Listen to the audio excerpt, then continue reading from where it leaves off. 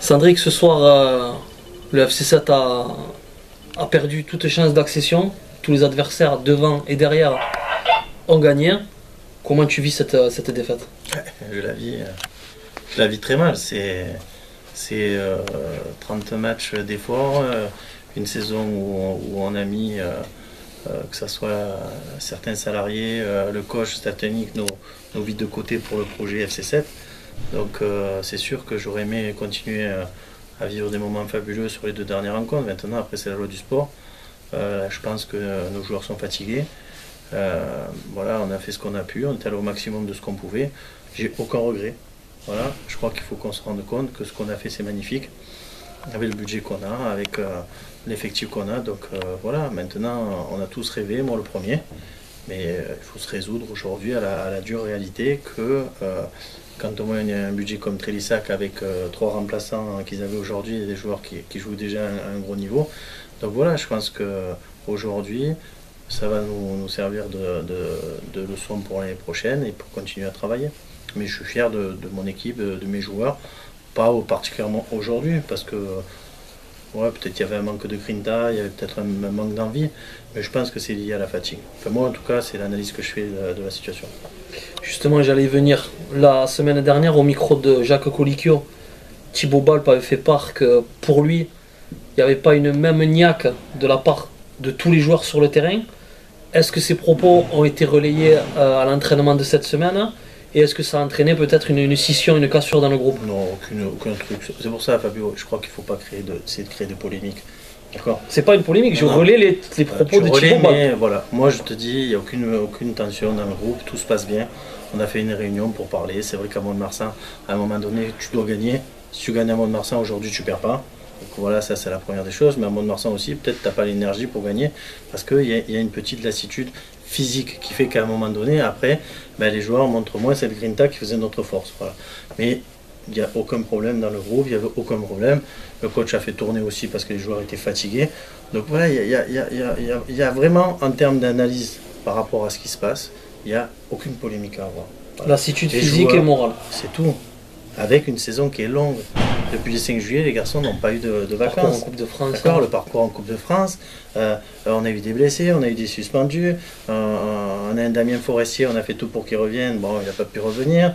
Voilà, Bertoux, il s'est cassé le bras. Enfin voilà, à un moment donné, on n'a pas été épargné non plus. D'accord. Et quand tu n'as pas un gros budget pour avoir un effectif conséquent, eh ben, tu fais ce que tu peux. On a fait ce qu'on a pu. Voilà, c'est ça. Je veux bien que les gens soient conscients que ce qu'on fait, ce qu'on a fait est magnifique. En conséquence des moyens que nous avons.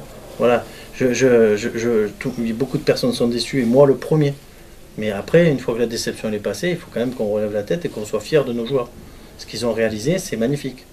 Voilà, si en début de saison, je t'avais dit quand on s'est rencontrés, on va faire un 16e de finale contre le vice-champion de France et on va peut-être les inquiéter 1-0 et sans être ridicule, et puis on va jouer à 2 journées de la fin et la première place, on était à 2 points, tout le monde aurait signé. Ça fait longtemps que tu n'as pas vécu des bons moments comme ça, avec une tribune pleine. Voilà, moi je suis déçu pour les supporters, je suis déçu pour les gens qui se sont investis dans ce projet. Voilà, on va continuer à travailler et puis on va revivre des bons moments, j'en suis persuadé. Est-ce que pour toi, le gros souci, entre guillemets, c'est le front offensif? Est-ce que, c'est peut-être un peu tôt, mais est-ce que l'année prochaine, la priorité ultime dans le recrutement, c'est un joueur qui est là et qui plante vraiment des buts? Après, quand on voit les occasions ce soir, d'accord, il y a 3 joueurs qui ont 3 occasions, 3 joueurs différents qui ont 3 occasions. On ne peut pas dire que Jean-Michel Orsatoni est pas un joueur adroit, d'accord. Donc voilà, à un moment donné, je pense, d'accord, que c'est pas un joueur qui fait la différence. Moi, mais ce mal est récurrent quand même, Sandrick, cette saison. Ce mal est récurrent, je suis d'accord avec toi. Après, moi j'ai aussi une analyse de la situation, d'accord. Je pense que notre système de jeu, qui était beaucoup joué sur des contres, sur des deuxièmes ballons, sur un impact physique, d'accord, fait qu'à un moment donné, on a eu peu de ballons dans les surfaces de réparation. On jouait beaucoup, un peu à l'anglaise. Voilà. Donc moi, je l'analyse plutôt sur cette situation. Maintenant, moi, je veux bien avoir un grand buteur, mais il faut me donner les moyens. D'accord? Parce qu'un grand buteur maintenant, quand en début de saison, j'ai contacté le meilleur buteur, Patrao, d'accord? Et quand on m'a donné les prix de Patrao, eh ben, le Football Club de Sète ne pouvait pas se payer Patrao. Est-ce que tu peux nous les donner? Voilà.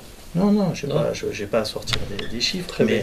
mais la seule chose que je sais, c'est que je ne peux pas avoir un Patrao dans mon effectif. Qui a Donc, cartonné cette saison d'ailleurs. voilà, donc, et pourtant je voulais le faire venir au Football Club de Sète. Donc voilà, je crois qu'il faut se résoudre à l'évidence, et c'est déjà très bien ce qu'on fait. Je veux vraiment qu'on félicite le staff et les joueurs de ce qu'ils ont réalisé. Voilà. Mais attention, hein, je ne dis pas que je suis heureux, hein, mais je veux pas que ce genre de match ce soir, en fait, ne mette pas en lumière tout le travail qui a été fait. Voilà, moi, je suis fier de mes joueurs, en dépit. La saison est réussie, quoi qu'on en dise. Voilà. Après, oui, il y a des regrets. Bon, concernant la saison prochaine, comme ça au moins tu le sauras, au niveau du staff technique, donc Nico sera là avec Christophe Roux. Il n'y a aucun problème, Christophe Roux sera l'adjoint. Il y aura peut-être une troisième personne qui viendra aider le staff dans un ordre de coaching mental particulier. Le seul changement, ça sera avec l'entraîneur des gardiens, à qui j'ai proposé de s'occuper d'une académie de gardiens qu'on va créer au Football Club de Sète. Jean-Pierre Sabatier. Donc là, on est en train de discuter avec Jean-Pierre, mais je souhaite voilà, donner un renouveau un petit peu avec un entraîneur un peu plus, on va dire, qui va donner un autre dynamisme. Je suis content du travail de Jean-Pierre, mais c'est pour redonner un peu de dynamisme. Donc ça, au moins, c'est clair, c'est net, je l'annonce, comme ça, au moins, il n'y aura plus de tu peux nous donner le nom ou pas? Ouais, comme on n'a pas signé, mais tu le sauras très rapidement, puisque maintenant qu'on n'a plus rien à jouer, je vais voilà. Après, concernant les joueurs, pareil, on ne va pas faire de gros, en fait, on va pas acheter 150 000 joueurs, on va prendre des joueurs qui ont de la qualité, puisqu'on a vu toute la saison, on a regardé, on a bien travaillé, on a regardé en national. Il y a des bons joueurs qui veulent revenir au Football Club de Sète aussi. Donc j'espère que des bons joueurs qui sont partis jouer en national et qui descendent peuvent revenir au Football Club de Sète. Clin d'œil sur Jeffrey Soumain. Je sais pas si tu l'as croisé aujourd'hui. Voilà, voilà, il y a des choses comme ça. Il y a des joueurs comme Ramon qui sont des très bons joueurs, qui étaient à Rodez cette année. Voilà, il y a des bons joueurs. Voilà, cette année, je vais axer sur le qualitatif, d'accord. Et puis, je veux que maintenant, certains joueurs qui sont en réserve intègrent le groupe de la Nationale 2, voilà, pour que le FC 7 commence à travailler l'avenir avec ces jeunes, même si pour l'instant, ils ne sont pas encore prêts, d'accord. Mais on est en train de travailler. Il y a des bons U19 qui vont monter, qui vont intégrer la réserve est montée aussi. Il y a des gens qui travaillent bien. Donc, il faut qu'on continue ce projet. Voilà, c'est important de continuer dans cette progression et de rajouter du qualitatif à notre groupe, avec bien sûr du qualitatif offensif. Mais ça ne reste pas une priorité. D'accord? Parce que je pense que si l'avant-centre n'a pas de bons ballons sur les côtés... D'accord. Voilà. Et dernière question, après je t'embête plus. On sait tous que le budget du FC 7 n'est pas énorme. Le FC 7 a réalisé une excellente saison dans le haut du tableau. Mais est-ce que par rapport à ce budget, le FC 7 est condamné à stagner en National 2 ou... Non, regarde, je vais être très clair.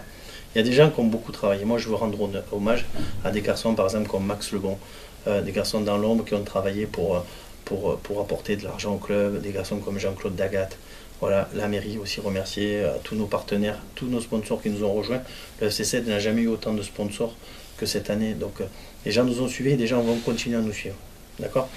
Ensuite, moi, je suis toujours un bosseur et j'irai au bout de ce que je souhaite. Pour cette année, on va terminer, j'espère, dans les 5 premiers. Il faut qu'on termine propre, d'accord? Et je pense qu'avec 4-5 joueurs d'un niveau au-dessus de ce que nous avons à l'heure actuelle, on va pouvoir continuer notre chemin que nous avons. On a viser un peu plus haut encore. Et viser plus haut.